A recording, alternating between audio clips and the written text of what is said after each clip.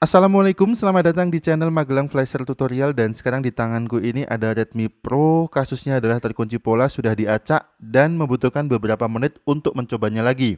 Sebetulnya kita bisa mengatasinya dengan web data via recovery mode.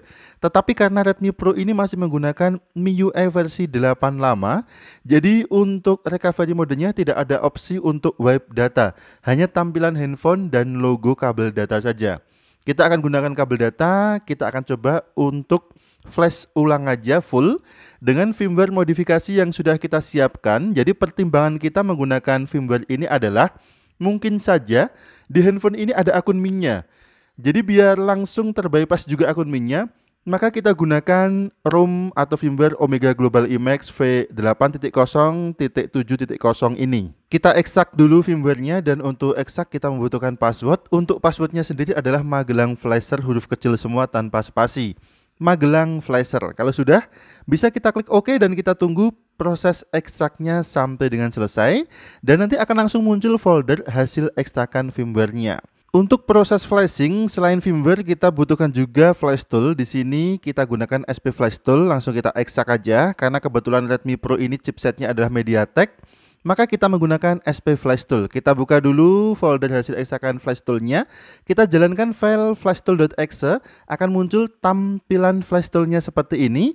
Pada kolom download agen langsung terisi dengan MTK All-in-One DA-Bin. Kemudian pada kolom scatter loading file, kita isi dengan file scatter yang ada di dalam folder hasil ekstrakan firmware-nya. Di dalam folder Omega ada file dengan nama mt6797 Android scatter.txt, dan file ini yang kita inputkan pada kolom scatter loading file.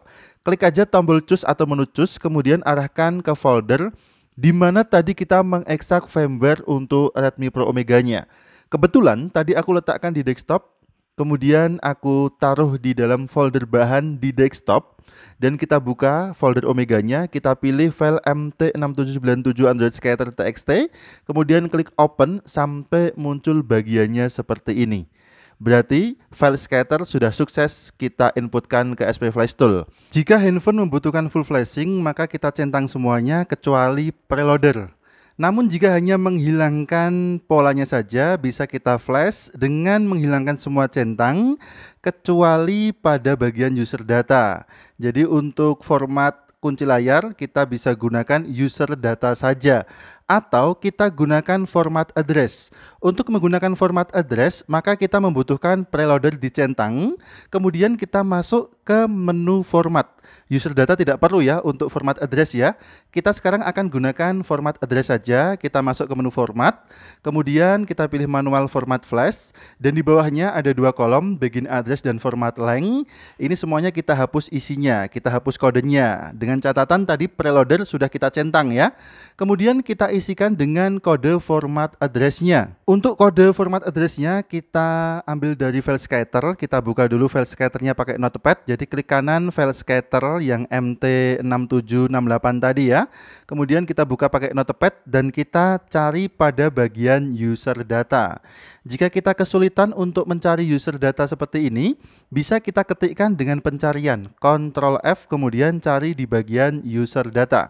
Kita coba ya, kita Ctrl F aja, kemudian ketikkan pada pencarian user data, kemudian find next. Langsung ketemu seperti ini user data, dan di bagian bawahnya ada 3 kode. Yang kita pakai adalah physical start address dan partition size. Jadi 2 kode ini kita copy pastekan pada kolom begin dan format. Kode physical start address kita pastekan pada kolom begin, kemudian kode pada bagian partition size ini kita copy pastekan pada kolom format length. Sekarang yang partition size ya, atau atas bawah ya, sudah kelihatan bagiannya atas bawah, tinggal kita copy paste aja. Untuk bagian physical start address pada kolom begin, bagian partition size pada kolom format length. Kalau sudah, tinggal kita klik start aja, kemudian kita hubungkan handphone ke komputer dalam posisi handphone ini off, tanpa perlu menekan tombol apapun. Coba kita colokkan kabel data sampai handphone terbaca oleh flash tool-nya. Kita tunggu sebentar, apakah terbaca? Oh, ternyata tidak terbaca ya.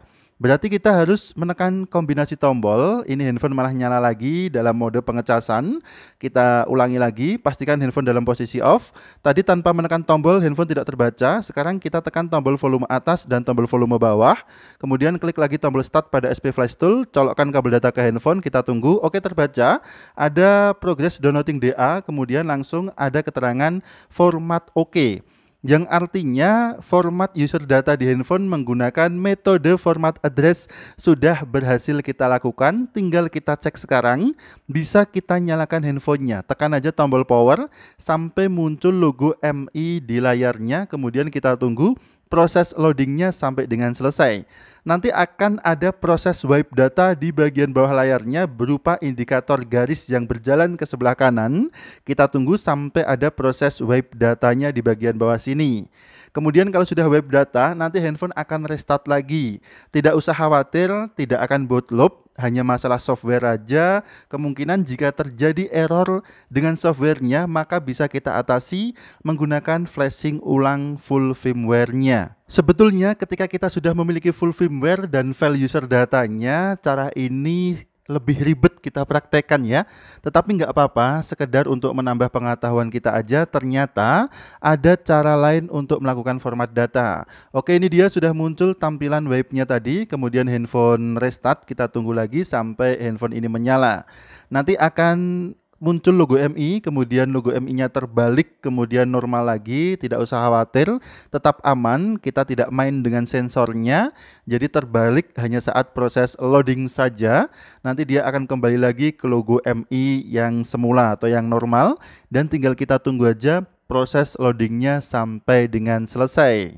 Yang jadi masalah sekarang adalah apabila tidak muncul loading Android di bagian bawah layarnya, berarti handphone boot loop. Tetapi itu jarang sekali terjadi ketika kita sudah tepat memasukkan format address-nya. Perhatikan di bawah layarnya ada proses loading Android muncul ya, berarti aman, handphone tidak boot loop. Untuk menjaga kondisi baterainya agar tidak kehabisan baterai, bisa kita colokkan kabel data lagi ke handphonenya sebagai mode charging seperti ini. Karena chipset MTK itu biasanya manja ya, salah sedikit handphone akan boot loop. Saat proses loading tiba-tiba handphone mati, bisa jadi handphone akan boot loop dan kita harus melakukan flashing full firmware. Oke, sementara kita tunggu dulu proses loadingnya sampai dengan selesai, dan karena proses loadingnya lama, maka aku percepat aja untuk durasi loadingnya agar tidak terlalu lama memakan waktu. Kemudian muncul tampilan welcome screen dari MIUI 8 seperti yang aku bilang di depan tadi ya. Ternyata betul untuk MIUI-nya masih menggunakan MIUI 8 karena untuk versi global dari Redmi Pro ini MIUI 8 saja yang beredar di Indonesia. Itu pun versi MIUI-nya bukan official ya. Ini adalah ROM porting atau ROM distributor karena Redmi Pro ini beredar di Indonesia dengan label garansi distributor, bukan garansi resmi. Sekarang handphone sudah done untuk polanya sudah hilang beserta semua datanya. Seperti biasa ya, kita lakukan web data. Oke, terima kasih sudah menyimak video ini, mudah-mudahan bermanfaat dan memberikan informasi yang baru bagi kita semua. Sampai jumpa di video selanjutnya dari channel Magelang Flasher. Ingat, tetap jaga harga servisan. Dan akhir kata dari kami, wassalamualaikum. Tentu saja mantap jiwa jadi nota.